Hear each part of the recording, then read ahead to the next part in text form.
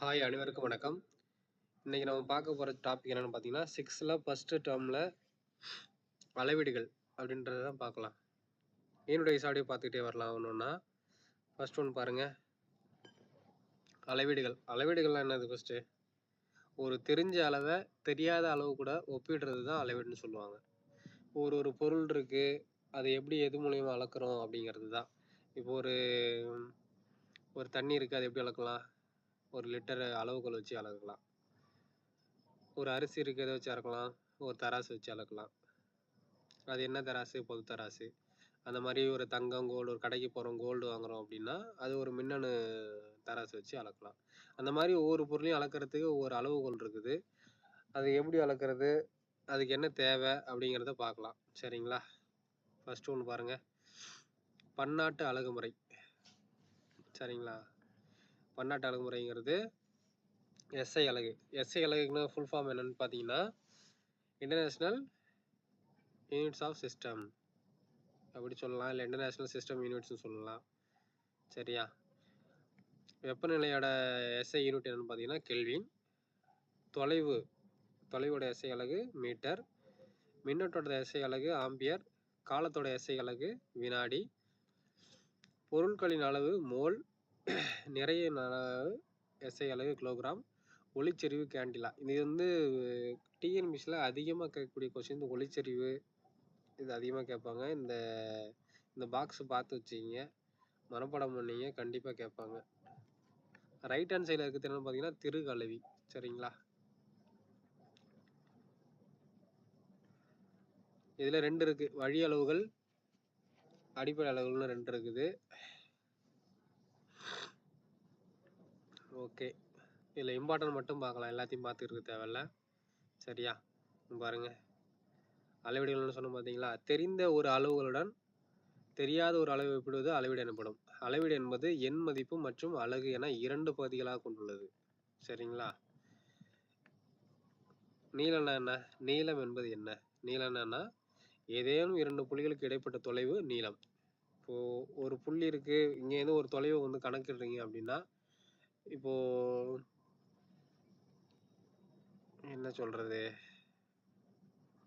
ஒரு கொம்போட நீளம் என்ன அப்படின்னு பார்த்தீங்கன்னா, இந்த கார்னருக்கு அந்த கார்னருக்கும் மெஷர்மெண்ட் பண்ணாதான் அதோட அளவு என்னன்னு தெரியும். சரிங்களா? அதுக்கு என்ன தேவை? அதுக்கு ஏதாவது ஒரு அளவுகள் தேவை. அப்படி இருந்தாதான் அதை அளக்க முடியும். இப்போ 2 புள்ளிகளுக்கு இடைப்பட்ட தொலைவு தானேன்னு சொல்றாங்க நீளம். சரியா? அடுத்து பாருங்க, இதெல்லாம் அளவிடக்கூடிய கருவிகள். இது அளவு நாடா. கையில டேப் வச்சு அளப்பாங்க பாருங்க, கொத்தனார்லாம் யூஸ் பண்ணுவாங்க பாருங்க, அந்த டேப்பு. கடிகாரம், அதாவது நேரம் மற்றும் காலத்தை கணக்கிடக்கூடியது.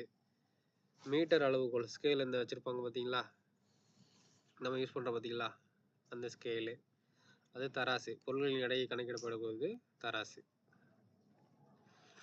அடுத்து பாருங்க, நீளத்தின் அலகு மீட்டர். நீளத்தோட எஸ்ஐ அலகு என்ன? மீட்டர். அதன் குறியீடு எம், அதாவது ஸ்மால்ல தான் யூஸ் பண்ணணும். சிறிய அளவீடுகள் மில்லிமீட்டர், சென்டிமீட்டர். கட்டடத்தின் உயரம், விளம்பர பலகைகள், நீளம் மற்றும் மின்விளக்கு கம்பத்தின் உயரம் போன்ற பெரிய அளவுகளை மீட்டரில் அளவிடப்படுகின்றன. என்ன சொல்றாங்க? இப்போ மீட்டர் அளவுகளை வச்சு என்னென்ன கணக்கிடலாமா? Current கம்பியோட height கண்டுபிடிக்கலாமா? விளம்பர பலகையோட நீளம் கண்டுபிடிக்கலாமா? கட்டடத்தோட உயரம் கண்டுபிடிக்கலாமா? அது என்ன அளவுகள் மூலம் கண்டுபிடிக்கணும்னா சென்டிமீட்டரு, மில்லிமீட்டரு, மீட்ரு, இந்த மாதிரி அளவுகள் யூஸ் பண்ணி இதோட அளவை கண்டுபிடிக்கலாம், மெஷர்மெண்ட் பண்ணலாம்னு சொல்றாங்க. அடுத்து பாருங்க, முக்கியமாக இது எல்லாருமே தெரிஞ்சு வச்சுக்கணும். ஒரு சென்டிமீட்டருங்கிறது என்னன்னு பார்த்தீங்கன்னா 10 மில்லிமீட்டர். சரியா? ஒரு மீட்டருங்கிறது 100 சென்டிமீட்டர். ஒரு கிலோமீட்டருங்கிறது 1000 மீட்ரு. இதை எல்லாரும் மனப்பாடம் பண்ணிக்கணும், மைண்டில் வச்சுக்கிங்க. இது 1 மார்க்கில் அடிக்கடி கேட்பாங்க. டிஎன்யூஎஸ் போர்டில் கான்ஸ்டபிள் எக்ஸாம்லேயும் எஸ்ஐ எக்ஸாம்லேயும் கேட்டிருக்காங்க ஆல்ரெடி. இது பார்த்துக்குங்க. நெக்ஸ்ட் ஒன்று பாருங்க, உலகம் முழுவதும் ஒரு அறிவியல் அறிஞர்கள் அளவுகளை அளப்பதற்கு பொதுவான அளவுகளை ஏற்றுக்கொண்டனர். இப்போ வேர்ல்டில் இருக்காரு. இப்போ நம்ம தமிழ்நாட்டில் இந்தியாவில் ஒரு அளவுகள் யூஸ் பண்ணுவாங்க. அதே மாதிரி பார்த்தீங்கன்னா அமெரிக்காவில் ஒரு அளவுகள் யூஸ் பண்ணுவாங்க. இது எல்லாமே ஒவ்வொருத்தரும் ஒரு அளவுகளை யூஸ் பண்ணக்கூடாது அப்படிங்கிறதுக்காக மொத்தமாக உலகத்தில் உள்ள எல்லாருமே ஒரு அளவுகளை பொதுவாக யூஸ் பண்ணணும் அப்படிங்கிறதுக்காக கொண்டு வரப்பட்டது தான் பொதுவான அளவுகள். சரியா? இந்த பன்னாட்டு அலகு முறைன்னு சொல்லுவாங்க. பன்னாட்டு அழகுமுறை இங்கிலீஷ் என்னன்னு பார்த்தீங்கன்னா இன்டர்நேஷனல் சிஸ்டம் ஆஃப் யூனிட்ஸ். அதாவது எஸ்ஐக்கு ஃபுல் ஃபார்ம் பார்த்தீங்கன்னா இன்டர்நேஷனல் சிஸ்டம் ஆஃப் யூனிட்ஸ். இந்த அழகுமுறை யூஸ் பண்ணி தான் நம்ம எல்லாருமே பொதுவான ஒன்றா இதை வந்து கொண்டு வந்திருக்காங்க. எல்லா நாட்டவரும் இது வந்து யூஸ் பண்ணணும், பொதுவாக இருக்கணும் அப்படிங்கிறதுக்காக தான் இந்த எஸ்ஐ யூனிட்ஸ் வந்து கொண்டு வந்திருக்காங்க. சரியா? இதில் பாருங்கள், நீளத்தோட எஸ்ஐ அலகு என்னன்னு பாருங்கள் மீட்டர். நிறையின் எஸ்ஐ அலகு கிலோகிராம். நிறைய என்னது வெயிட்டோட யூனிட்ஸ் வந்து கிலோகிராம். காலத்தோட எஸ்ஐ அலகு வினாடி, அதாவது டைம். பரப்பளவின் அலகு மீட்டர் ஸ்கொயர். பருமனின் அலகு மீட்டர் கியூப். அதாவது 3 பக்கம் ஒரு பொருளோட பருமன் எவ்வளவு திக்னஸாக இருக்குது அப்படின்னு கணக்கிறதுக்கு 3 பக்கங்களுக்கு அளக்கணும், அதுதான் மீட்டர் கியூப். பரப்பளவுங்கிறது 2 பக்கத்தை மெஷர்மெண்ட் பண்ணாவே வந்துடும். மீட்டர் ஸ்கொயர், பக்கம் இன்ட்டு பக்கம், area into area, area square. ஓகேவா? அடுத்து பாருங்க,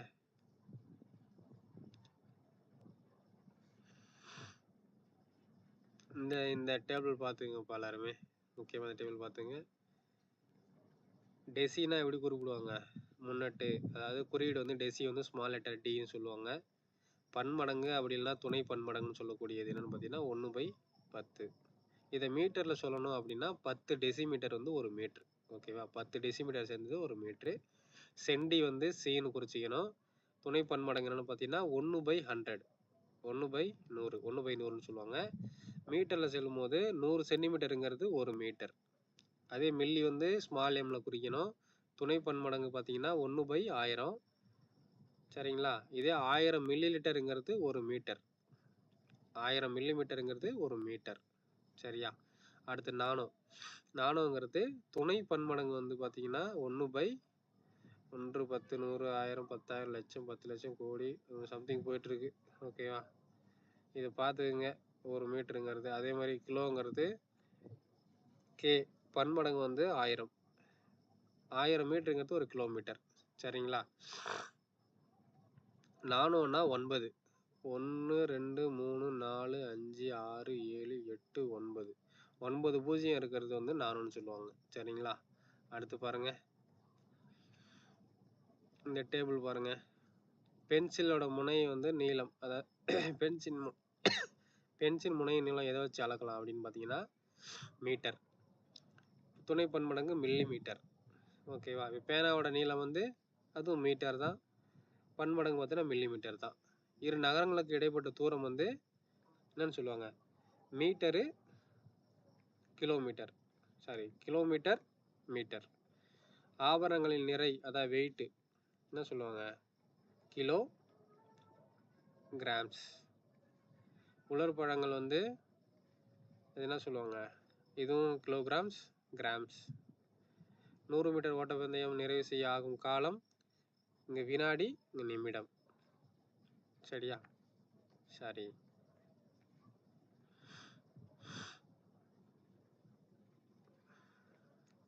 கிலோமீட்டர், மீட்டர். நெக்ஸ்ட் ஒன்று பாருங்க.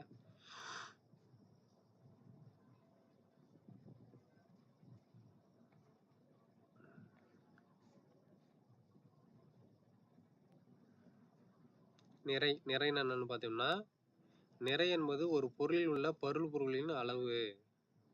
நிறை என்பது ஒரு பொருள் இருக்குன்னா அதோட பருப்பொருள் அளவு தான் வந்து நிறைன்னு சொல்றாங்க. நிறையோட எஸ்ஐ அலகு என்னன்னு பார்த்தீங்கன்னா கிலோகிராம். சரியா? நிறையின் மேல் செயல்படும் புவியீர்ப்பு விசையே எடையாகும். ஒரு பொருள் இருக்கு, அந்த பொருள் மேல ஏற்படக்கூடிய புவியீர்ப்பு விசை தான் எடை. சரியா? பூமியின் மீது ஒரு பொருளின் எடை அதற்கு நிறைக்கு நேர்தகவில் இருக்கும். அதாவது பூமியில் இருக்கக்கூடிய ஒரு பொருள் வந்து எதுக்கு நேர்தகவில் இருக்குமா? அந்த பொருளோட நிறைக்கு நேர்தகவில் இருக்குமா? சரிங்களா? ஒரு பாக்ஸ் என்னன்னு கொடுத்துருக்காங்க பாருங்க. பூமியை விட நிலவில் ஈர்ப்பு விசை குறைவு. அதாவது பூமியை விட நிலவில் வந்து ஈர்ப்பு விசை கம்மியாகவே இருக்கும். இப்போ நம்ம நிற்கிறோம், நம்ம எல்லாமே நிற்கிறோம், நடக்கிறோம், எல்லாமே பார்த்தீங்கன்னா ஒரு புவியீர்ப்பு விசையால் தான் எல்லாமே நடந்துக்கிட்டு இருக்கு. அதே நிலவுக்கு போனீங்கன்னா அங்கே புவியீர்ப்பு விசை ரொம்ப கம்மியாக இருக்கும். சரியா? எடை குறைவாக இருக்கும். ஆனால் இரண்டிலும் நிறை சமமாக இருக்கும். வெயிட் ஒன்று தான். இங்கே வந்து 5 கிலோ இருக்கிறோன்னா அதே 5 கிலோ தான் எங்கள் நிலவுலையும். சரிங்களா? நிலவின் ஈர்ப்பு விசை புவியின் ஈர்ப்பு விசை போல 6 1 பங்கு இருப்பதால் நிலவில் ஒரு பொருளின் எடை பூமியில் உள்ளதை விட 6 மடங்கு குறைவாக இருக்கும். புரியுதா? இப்போ இங்கே வந்து புவியீர்ப்பு விசை அதிகமாக இருக்குது அப்படின்ற பட்சத்தில் இங்க வந்து ஒரு மனுஷன் வந்து 12 கிலோ இருக்கிறான் அப்படின்னா, அங்க போகும்போது எவ்வளோ இருப்பான்? 2 மடங்கு தான் இருப்பான். இங்க என்ன சொல்லியிருக்காங்க? 6ல் 1 பங்கு. இங்க வந்து 6 கிலோவா இருக்கிறேன் நான். இங்க வந்து 6 கிலோ இருக்கிறேன் அப்படின்னா, நிலவுக்கு போகும்போது 1 கிலோ தான் இருப்பேன். ஏன்னா, அங்க புவியீர்ப்பு விசை கம்மி. ஒரு ஈர்ப்பு விசை அப்படிங்கிறது எத பொறுத்து அப்படி இருக்குன்னா, அந்த எடைங்கிறது எத பொறுத்து வருது? புவியீர்ப்பு விசை பொறுத்து தான் அந்த எடை, ஒரு பொருளோட எடைய வந்து தீர்மானிக்கிறாங்க. அப்போ இங்க வந்து 6 மடங்கு ஒரு பொருள் இருக்குன்னா, நிலவுல 1 மடங்கு தான் இருக்கும். அந்த பாக்ஸ் கண்டென்ட்ட கண்டிப்பா பார்த்துக்கங்க. 1 மார்க் வரதுக்கு வாய்ப்பு நெறைய இருக்கு. கொஸ்டின்ல வர்றதுக்கு கண்டிப்பா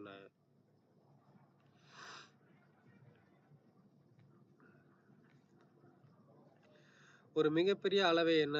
ஒரு மிகப்பெரிய அளவு இருக்குன்னா, ஒரு பெரிய பாறாங்கல்லோ, இல்ல 1000 கிலோ தாண்டி வரா மாரி இருக்கு. அது மாரிலாம் சொல்லணும்னா, ஒரு மிகப்பெரிய பொருள எத வச்சு சொல்லுவாங்க? டன்னுன்னு சொல்லுவாங்க. இல்ல மெட்ரிக் டன் அப்படின்னு அலகால அளப்பாங்க. ஒரு 1000 கிலோ இருக்கு. 1000 கிலோவுக்கு மேல போச்சுன்னா என்ன சொல்லுவாங்க? டன்னு, மெட்ரிக் டன் அந்த மாரி அளவுகள தான் யூஸ் பண்ணி ஆகணும். சரி, அங்க பாருங்க. 1000 மில்லிகிராம்ன்றது 1 கிராம். 1000 மில்லிகிராம்ங்கிறது 1 கிராம். 1000 கிராம்ங்கிறது 1 கிலோகிராம். 1000 கிலோகிராம்ங்கிறது 1 டன். இத முக்கியமா பார்த்துக்கங்க. அடுத்து பொது தராசு பாருங்க. பொது தராசுங்கிறது என்னது? பொருளின் நிறைய அளவிட நாம் பொது தராசினை பயன்படுத்துகிறோம். ஒரு தெரிந்த நிலையை ஒரு தெரிந்த நிலையான நிறையோடு ஒரு தெரியாத பொருளின் நிலையை ஒப்பிடுவதன் மூலம் அந்த பொருளின் நிறையானது கணக்கிடப்படுகிறது. அது படித்தர நிறை என அழைக்கப்படுகிறது. ஃபர்ஸ்ட் சொல்லியிருந்த அளவீடுனா என்னது? ஒரு தெரிந்த பொருள ஒரு தெரியாத பொருளோட ஒப்பிடுறது தான் அளவீடுன்னு சொன்னோமா? அதேதான் இங்க. அதே சேம் கான்செப்ட் தான். ஒரு பொருளோட நிறைய நாம வந்து ஆல்ரெடி பொது தராசு ஒரு தெரிந்த நிலையான நிறையோடு, அதாவது ஒரு தெரிஞ்ச ஒரு நிலையா ஒரு கான்ஸ்டன்டா இருக்கக்கூடிய ஒரு பொருளோட ஒரு தெரியாத பொருள் கூட ஒப்பிடுவது மூலம் பொருளின் நிறையானது கணக்கிடப்படுது. அந்த பொருளோட வெயிட் என்னன்னு கணக்கிடப்படுது. தெரிஞ்ச பொருளோட தெரியாத பொருளை ஒப்பிட்டு பார்க்கும்போது வெயிட் என்னன்னு கண்டுபிடிக்கிறாங்க. அவ்வளவுதான், வேற ஒண்ணும் இல்லை கொடுத்துருக்குது. அது என்னன்னு சொல்றாங்க? படித்தர நிறைன்னு சொல்றாங்க. அந்த மாதிரி கண்டுபிடிக்கிறதா படித்தர நிறை, படித்தர நிறைன்னு சொல்றாங்க. சரியா? இங்க பாருங்க, மின்னணு தராசுனா என்னன்னு பாருங்க. துல்லியமான எடையை கணக்கிட மின்னணு தராசு எனும் கருவி பயன்படுகிறது. ஆமா, ஒரு பொருளை வந்து துல்லியமா ஒரு கிராம்ஸ் முதற்கொண்டு கணக்கிடணும் அப்படின்னு பார்த்தா இந்த மின்னணு தராசு ரொம்ப யூஸ்ஃபுல்லா இருக்குது. இது எங்க அதிகமா யூஸ் பண்றாங்க அப்படின்னா, லேப்ல யூஸ் பண்ணுவாங்க. ஆய்வகங்களில் பல சோதனை செய்வதற்காக பொதுவாக மின்னணு தராசினை பயன்படுத்தி வேதிப்பொருட்கள் எடையை மிகவும் துல்லியமாக அளவிடுகின்றனர். லேப்ல எதுக்கு யூஸ் பண்றாங்க அப்படின்னா, ஒரு கெமிக்கல் ரியாக்ஷன் பவுடர் சேர்க்கிறதா இருக்கட்டும், அந்த மாதிரி இவ்வளவு துல்லியமா இத்தனை மில்லிகிராம்ஸ் வந்து சேர்க்கணும் அப்படிலாம் அதில் இருக்கும் லேப்ல. அதுக்கு இந்த மின்னணு தராசு வந்து ரொம்ப யூஸ்ஃபுல்லாக இருக்கு. அதே மாதிரி பார்த்தீங்கன்னா, ஒரு நகை கடையில் வந்து பார்த்தீங்கன்னா இந்த மின்னணு தராசு வந்து யூஸ் பண்றாங்க. மேலும் மின்னணு தராசினை கொண்டு உணவு, மளிகை பொருள் மற்றும் ஆபரணங்கள் ஆகியவற்றை எடையை கணக்கிடலாம். ஒரு மளிகை கடையில் போனீங்கன்னா கூட மளிகை பொருள் வாங்குற இடத்துல கூட வச்சிருக்காங்க. பார்த்தீங்கன்னா தெரியும். நீங்க கடைக்கு போனீங்கன்னா அங்கே ஒரு மின்னணு தராசுல வச்சிருப்பாங்க. அதாவது காய்கறி கடையா இருக்கட்டும், கறி கடையா இருக்கட்டும், எல்லா இடத்துலையும் இப்போ வந்து யூஸ் பண்ணிக்கிட்டு இருக்காங்க. சரிங்களா? அடுத்து பாருங்க, காலம். காலம் என்னது? இரவு பகலாகவும் பகல் இரவாகவும் மாறுகின்றன. பருவ காலம் மாறுகின்றது, காலம் மாறுகின்றன என்பது நமக்கு தெரியும். இது தேவையில்ல.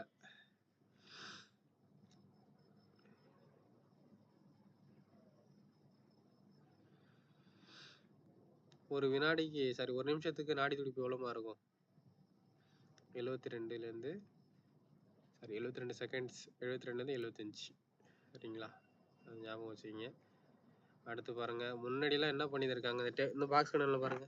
ஃபர்ஸ்ட் மணி பார்க்கறதுக்கு என்ன யூஸ் பண்ணியிருக்காங்க அப்படின்னா, மணல் கடிகாரத்தை யூஸ் பண்ணியிருக்காங்க ஃபர்ஸ்ட்லாம். அதுக்கப்புறம்லாம் இப்போல்லாம் வந்து எலக்ட்ரிக் மூலியமாக வந்துச்சா, பேட்டரி போட்டால் கரண்ட் மணி காமிக்குது. இந்த மாதிரி நிறைய டெக்னாலஜி வளர்ந்துருச்சு. பாருங்க, ஒரு மெட்ரிக் முறை அலகுகளால் ஒரு மெட்ரிக் முறை அலகுகள் அல்லது திட்ட அலகுகள் 1790ல் பிரெஞ்சு நாட்டினால் உருவாக்கப்பட்டது. மெட்ரிக் முறை அலகு, அதாவது சொல்லல டன்னு, மெட்ரிக் டன்னு, அந்த மாதிரி அளவுகள்லாம் யார் ஃபர்ஸ்ட் உருவாக்கியிருக்காங்க அப்படின்னா பிரெஞ்சு நாட்டினர் தான் ஃபர்ஸ்ட் உருவாக்கியிருக்காங்க. எந்த வருஷம்? 1790ல். அதே மாதிரி வாகனங்கள்ல பார்த்தீங்கன்னா ஓடோமீட்டர் வந்து யூஸ் பண்ணுவாங்க. இவ்வளோ கிலோமீட்டர் வேகத்தில் போகுது. நீங்கள் பார்த்தீங்கன்னா தெரியும். ஒரு பைக்லையா இருக்கட்டும், இல்லை காரில், பஸ்ஸில் எல்லாத்துலேயுமே பார்த்தீங்கன்னா ஒரு வாகனம் எவ்வளோ வேகத்தில் போகுது, எவ்வளோ தூரத்தை கடந்துருக்கு அப்படிங்கிறது கணக்கு பண்ணுறதுக்கு இந்த ஓடோமீட்டர் அப்படிங்கிறது அதில் யூஸ் பண்ணுறாங்க. இப்போ நம்ம யூஸ் பண்ணுற பார்த்தீங்கன்னா நீளத்தை அளக்கிறதுக்கான அளவுகோல் வந்து பார்த்தீங்கன்னா இந்த டேப் வச்சு அளப்போம்ல, அந்த டேப்பில் வந்து பார்த்தீங்கன்னா 16ஆம் நூற்றாண்டில் வில்லியம் பெட்வெல் என்ற அறிவியலாளர் கண்டுபிடிக்கப்பட்டதான். நம்ம நீளத்தை அளக்கக்கூடிய அளவுகோல் வந்து யார் கண்டுபிடிச்சிருக்காங்க? வில்லியம் பெட்வெல்ன்றவர் அப்போவே கண்டுபிடிச்சிட்டாங்க. எப்போ? 16ஆம் நூற்றாண்டிலே கண்டுபிடிச்சிட்டாங்க.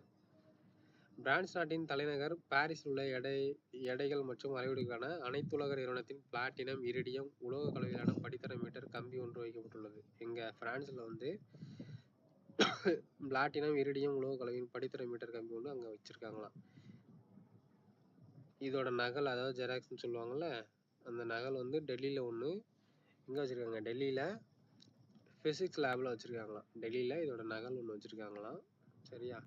ஒரு கிலோகிராம் என்பது பிரான்சில் உள்ள செவ்ரஸ் என்ற இடத்தில் சர்வதேச எடைகள் மற்றும் அளவீடுக்கான அனைத்துலக நிறுவனத்தால் 1889ஆம் ஆண்டு முதல் வைக்கப்பட்டுள்ள பிளாட்டினம் மற்றும் இரிடியம் உலோக கலவையில் ஆன ஒரு உலோகத்தண்டின் நிறைக்கு சமம். சரியா? இதை பார்த்துங்க, ஒன்ஸ் அப்படியே பார்த்துங்க. இதெல்லாம் அவ்வளோ கேட்கறதுக்கான வாய்ப்புகள் இல்லை. அடுத்து பாருங்க.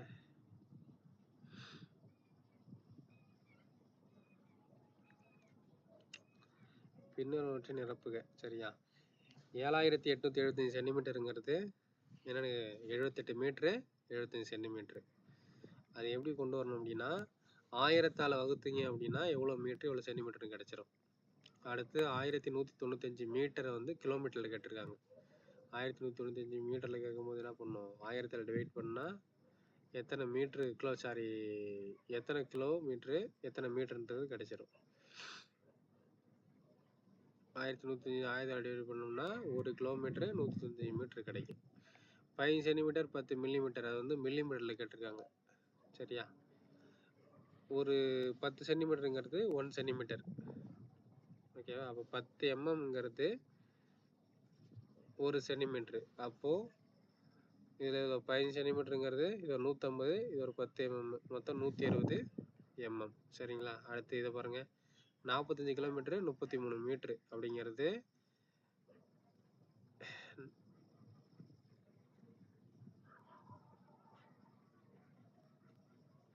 45,033 மீட்டருங்கிறது தான் 45 கிலோமீட்டரு 33 மீட்ரு. சரிங்களா? இங்கே ஒன்று பாக்ஸில் ஒன்று கொடுத்துருக்க பாருங்க, அதை பார்த்துங்க. 10 எம்எம்ங்கிறது 1 சென்டிமீட்ரு, 100 சென்டிமீட்டருங்கிறது 1 மீட்ரு, 1000 மில்லிமீட்டருங்கிறது 1 மீட்ரு, 1000 மீட்டருங்கிறது 1 கிலோமீட்ரு. சரியா? இங்கே பாருங்க, இதில் பாருங்க. ஒரு ஒளியாண்டுங்கிறது என்னது? ஒரு ஆண்டில் ஒரு வெற்றிடத்தில் ஒரு ஒளியாண்டுங்கிறது என்னன்னா, ஒரு வெற்றிடத்தில் ஒளியானது ஒரு ஆண்டு காலத்தில் எவ்வளோ தூரம் கடந்திருக்கு அப்படிங்கிறது தான் ஒளியாண்டு. அந்த ஒளியாண்டு எவ்வளோ லென்த் அப்படின்னு பார்த்தீங்கன்னா 9.46 பெருக்கல் 10^15 மீட்டர்.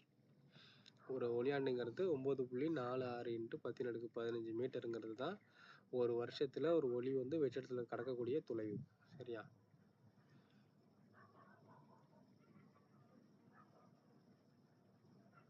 மில்லிகிராம் அப்படின்னா என்னன்னு பார்த்தீங்கன்னா, ஒரு துல்லியமாக ஒரு 0.mm கூட, ஒரு மில்லிகிராம் கூட குறையாத அளவுக்கு கரெக்டாக கால்குலேட் பண்ணி சொல்கிறது இதுனா மின்னணு தராசு. சரியா? எஸ்ஐல நீளம்னா மீட்ரு, நிறைனா கிலோகிராம், காலம்னா வினாடி, என்ன இருக்குது இதில்? நீளம், நிறை, காலம் ஆகியவை வந்து அடிப்படை இயற்பியல் அளவுகள் ஆகும். இது 3 வந்து இயற்பியல் அளவுகள். சரி, புக் பேக் கொஸ்டின் பாருங்க. இதில் ஒரு மரத்தின் சுற்றளவை அளவிட பயன்படுவது எதுப்பா? மீட்டர் அளவுகோலா, மீட்டர் கம்பியா, பிளாஸ்டிக் அளவுகோலா, அளவு நாடாவா? அளவு நாடா வச்சு தான் அப்படி சுற்றி அளக்க முடியும். 2வது கொஸ்டின் பாருங்க. 7 மீட்டர் என்பதனை சென்டிமீட்டரில் மாற்றினால் கிடைப்பதுன்னு நான் அப்பயே சொல்லியிருக்கேன். ஒரு மீட்டருங்கிறது 1000, ஒரு மீட்டருங்கிறது 100 சென்டிமீட்ரு, அதே மில்லிமீட்டரில் சொன்னால் 1000 மில்லிமீட்ரு. நம்ம கேட்டிருக்கிறது என்னது?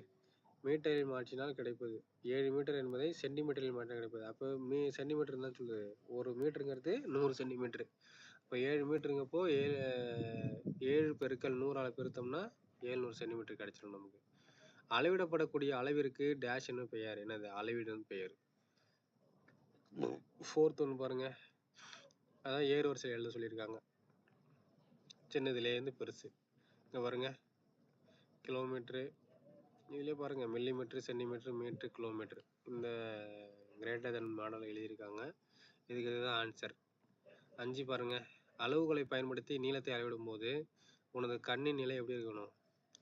ஒரு மெஷர்மெண்ட் டேப் வச்சு ஒரு நீளத்தை அளக்குற அப்படின்னா நீ அதை எப்படி பார்ப்ப அப்படிங்கிறது நமக்கு இதுக்கு முன்னாடியே பார்த்துருப்போம். சைடு ஆங்கிளில் பார்ப்போம், இந்த சைடு ஆங்கிள் லெஃப்ட் சைடு ஆங்கிளில் பார்ப்போம், மேலேருந்து கீழே பார்ப்போம். இதில் எதுலேருந்து கரெக்டாக பார்த்தா அந்த அளவுகளில் கரெக்டான மெஷர்மெண்ட் கிடைக்கும் அப்படின்னு பார்த்தீங்கன்னா, டாப் ஆங்கிள்லேருந்து செங்குத்தாக பார்க்கணும். அதாவது மேலேருந்து செங்குத்தாக பார்க்கணும். அளவிடும் புள்ளிக்கு நேராக மேலே செங்குத்தாக பார்த்தது அந்த அளவு என்னன்னு கரெக்டாக நம்ம மெஷர் பண்ணி சொல்ல முடியும். சரிங்களா? அடுத்து பாருங்க, கோடிட்டல் நிரப்புக. SI அலகு முறையில் நீளத்தின் அலகு என்ன? நீளத்தோட அலகு என்னன்னு பார்த்தீங்கன்னா மீட்டர். 500 கிராம்ங்கிறது கிலோகிராமில் எப்படி எழுதுவோம்? 500 கிராம்ங்கிறது கிலோகிராம்னு சொல்லும்போது 0.5 கிலோகிராம் தான் சொல்லுவோம். சரிங்களா? 500 1000ஆல் டிவைட் பண்ணால் 0.5 அப்படிங்கிறது கிடைக்கும் நமக்கு. டெல்லிக்கும் சென்னைக்கும் இடையில் உள்ள தொலைவு கிலோமீட்டர் என்ற அலகால தான் அளவிடணும். ஒரு ஏரியாவுக்கும் நிறைய ஏரியாவுக்கும் இடையே உள்ள தொலைவு எதனால சொல்லுவோம்? கிலோமீட்டர் தான் சொல்லுவோம். ஒரு மீட்டருங்கிறது எத்தனை சென்டிமீட்டர்னு கேட்டிருக்காங்க? 100 சென்டிமீட்டர் தான் ஒரு மீட்டர். 5 கிலோமீட்டருங்கிறத மீட்டரில் கேட்டிருக்கான். அப்போது 5 கிலோமீட்டர், ஒரு கிலோமீட்டருங்கிறது 1000 மீட்டர். அப்போ 1000ஆல் பெருக்கணும்னா 500 மீட்டருங்கிறது இதில் கிடைச்சிரும். சரியா? இங்கே பாருங்க, சரியா தவறா என எழுதுக. தவறாக இருப்பின் சரியான கூற்றை எழுதுக. சரி, ஓகேவா? சொல்லலாமா?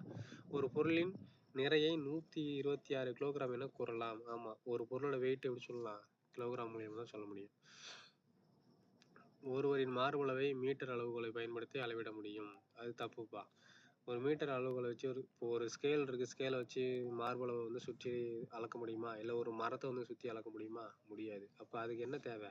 அளவு நாடா தேவை. அளவு நாடா இருந்தால் மட்டும்தான் அதை அளக்க முடியும். அடுத்த ஒன்று பாருங்க, 10 மில்லிமீட்டர் என்பது ஒரு சென்டிமீட்டர் ஆகும். ஆமாம், 10 மில்லிமீட்டர்னா ஒரு சென்டிமீட்டர். 10 mmங்கிறது ஒரு சென்டிமீட்டர். முழம் என்பது நீளத்தை அளவிட பயன்படும் நம்பகமான முறை ஆகும். முழம் என்பது நீளத்தை அளவிட பயன்படும் நம்பகமான முறையாகும். அதாவது ஒரு நீளத்தை கணக்கிடுற ஒரு மெஷர்மெண்ட் எடுக்கிறீங்க அப்படின்னா, ஒரு முழத்தை வச்சு, ஒரு முழங்கிறது 1 அடியாக இருக்கலாம், 1.5 அடியாக இருக்கலாம், ஒவ்வொருத்தர் கையை பொறுத்து இருக்குது. அது வந்து கரெக்டான அளவுகள் வந்து கரெக்டான அளவுகளானா கிடையாது. அதுக்காக தான் அந்த அளவீடுகளுக்கு இருக்கக்கூடிய அந்த அளவுகளை வச்சு யூஸ் பண்ணுறோம். ஒரு லென்த்தை மெஷர் பண்ணணும்னா மீட்ரு கொண்டு தான் அளக்கணும், ஒரு டேப்பு கொண்டு தான் அளக்கணும். அப்போ தான் உனக்கு கரெக்டான ஒரு டிஸ்டன்ஸ் கிடைக்கும், கரெக்டான தொலைவு கிடைக்கும் உங்களுக்கு. அதனால தவறு.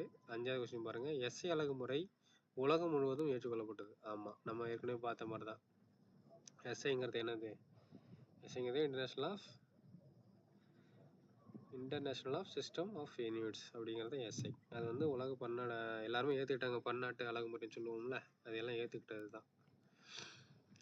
அடுத்த கொஸ்டின் பாருங்க, ஒப்புமையின் அடிப்படையில் நிரப்புக. சர்க்கரைங்கிறது எதை வச்சுப்பா மெஷர் பண்ணுவோம்னா பொது தராசு வச்சு தான். அரிசி, சர்க்கரை இந்த மாதிரிலாம் பொது தராசு நம்ம இதில் ரேஷன் கடைக்கு போனீங்கன்னாவே தொங்க விட்டுருப்பாங்க. எடைக்கல்ல போட்டு ஒரு பக்கத்தில் வச்சுருப்பாங்க, ஒரு பக்கத்தில் அரிசி வைப்பாங்க. பார்த்தீங்கன்னா தெரியும். எலுமிச்சை சாறு எலுமிச்சை சாறுங்கிறது ஒரு அளவுகோல். அதாவது நம்ம வீட்டில் அளப்பாங்க பார்த்தீங்களா, லிட்ரு, 1 லிட்ரு, 2 லிட்ரு. கடைக்கு போனீங்கன்னா லிட்டரு கணக்கில் தருவாங்க. ஒரு பால் வாங்கினீங்கன்னா இல்லை ஒரு பாத்திரத்தில் அளவுகோல் பாத்திரத்தை வச்சு தான் ஊற்றி தருவாங்க. அந்த மாதிரி யூஸ் பண்ணுறது தான் அளவு ஜாடி. அது பேர் அளவு ஜாடி. செகண்ட் கொஸ்டின் பாருங்க, மனிதனின் உயரம் சென்டிமீட்டரில் குறிப்பாங்க. கூர்மையான பென்சில் உயரம் MM, அதாவது மில்லிமீட்டர். ரொம்ப ஷார்ப்பாக இருக்கக்கூடியது மில்லிமீட்டரில் வச்சு தான் குறிக்கணும். பாலுங்கிறது பருமன். அப்போ காய்கறிங்கிறது நிறை, அதாவது வெயிட்டு. ஓகேவா? பொறுத்துக்க. முன்கையின் நீளம், முன்கையோட நீளம் என்னன்னு சொல்லுவாங்க? 1 முழம் 2 முழம்னு சொல்லுவாங்க பார்த்தீங்களா, அது நீளம் அலகு. நீளத்தின் SI அலகு பார்த்தீங்கன்னா மீட்டர். நீளத்தோட SI அலகு மீட்டர்.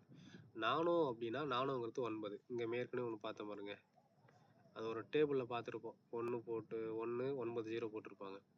அது எப்படி எழுதலாம்னா -9 மேலே 10⁻9 எழுதலாம். சரியா? நானோன்னா 10⁻−9. காலத்தின் SI அலகு பார்த்தீங்கன்னா வினாடி. சரிங்களா? கிலோவோட SI அலகு, கிலோ அப்படின்னா என்னது? 1000. கிலோன்றது 1000 கிராம் சேர்ந்தது தான் ஒரு கிலோ. அப்போது 10⁻3 அப்படின்னா என்ன பொருள்னா, 10⁻3 என்பது 3 0, அதான் 1000ங்கிறது தான் ஒரு கிலோ. 1000 கிராம்ஸுங்கிறது தான் ஒரு கிலோகிராம். 1000 கிராம் சேர்ந்தது தான் ஒரு கிலோ. ஓகேவா? அடுத்து பாருங்க, இது வந்து ஏறு வரிசையில் எழுத சொல்லியிருக்காங்க. ஏறு வரிசையில் எப்படி எழுதுவேன்? ஃபஸ்ட்டு மில்லிமீட்டர், அப்புறம் சென்டிமீட்டர், அப்புறம் மீட்டர், அப்புறம் கிலோமீட்டர். இப்படி தான் ஏர்வரிசையில் எழுதணும். சரிங்களா? ஓரிரு வரிகளில் விடை தருக. ஓகேவா? எஸ்ஐ என்பதன் விரிவாக்கம் என்ன? எஸ்ஐ விரிவாக்கம் என்ன? International system of units. அதான் எஸ்ஐ என்பதோட விரிவாக்கம். அதாவது பன்னாட்டு அலகுமுறைன்னு சொல்லுவாங்க. நிறைய அளவிட பயன்படும் ஒரு கருவியை கூறு. அதாவது ஒரு வெயிட்டை வந்து மெஷர் பண்ணக்கூடிய ஒரு பொதுவான ஒரு கருவி என்னன்னு கேட்டாங்கன்னா பொது தராசு. ஓகேவா? பொருந்தாததை தேர்ந்தெடு. இதெல்லாம் பாருங்க, மில்லிமீட்டர், சென்டிமீட்டர், நானோமீட்டர், இது எல்லாமே மீட்ரு, அதாவது அளவுகோல்ல அளக்கக்கூடியது. இங்கே வந்து கிலோகிராம் கொடுத்துருக்காங்க. இது வெயிட்டு. இது வெயிட் கணிப்பது, நீளத்தை கண்டுபிடிக்கிறது. இப்போ இதில் பொருந்தாமல் எது ஒன்று இருக்குது? கிலோகிராம் தான் இருக்குது. அடுத்து நிறையின் எஸ்ஐ அலகு பார்த்தீங்கன்னா கிலோகிராம்ஸ். எஸ்ஐ அதாவது நிறையோட எஸ்ஐ அலகு, வெயிட்டோட எஸ்ஐ அலகுன்னு அது கிலோகிராம்ஸ். ஒரு அளவீட்டில் இருக்கும் இரு பகுதிகள் என்ன? ஒரு அளவு இருக்குது, அதில் வந்து 2 பகுதிகள் இருக்குது. என்னென்னு பார்த்தீங்கன்னா, ஒன்று வந்து மடங்கு, இன்னொன்று வந்து துணை பன்மடங்குன்னு சொல்லுவாங்க. ஓகே, இதெல்லாம் 2 மார்க்ஸு. பெருசாக சின்ன சின்னதாக தான் இருக்கும். ஓகேவா? ஓகே, அவ்வளோதான். ஃபஸ்ட்டு யூனிட் வந்து முடிஞ்சு. பருவம் 1ல் அளவீடுன்றதில் ஃபஸ்ட் யூனிட் முடிஞ்சு. ஓகே, இதில் எதனா டவுட் இருந்துச்சுன்னா கீழே கமெண்டில் பதிவு பண்ணுங்கள். அடுத்த வீடியோவில் அதுக்கான விடை பார்ப்போம். இந்த கிளாஸ் எப்படி இருக்குன்னு சொல்லிட்டு கீழே கமெண்ட் பதிவு பண்ணுங்கள். அப்போ தான் நான் எப்படி எடுக்கிறேன்றது எனக்கு தெரிஞ்சுக்க முடியும். இல்லை நான் எதாவது சேஞ்ச் பண்ணிடுவாங்கிறதையும் பார்க்கலாம், தெரிஞ்சுக்கிறேன். இந்த வீடியோ உங்களுக்கு பிடிச்சிருந்துச்சுன்னா லைக் பண்ணுங்கள், ஷேர் பண்ணுங்கள் உங்கள் ஃப்ரெண்ட்ஸுக்கெலாம். சப்ஸ்கிரைப் பண்ணி வச்சிங்க, நம்ம போடுற வீடியோ உங்களுக்கு அடிக்கடி அப்டேட் ஆகும். சரிங்களா? அடுத்த கிளாஸில் அடுத்த யூனிட் பார்க்கலாம். தேங்க்யூ.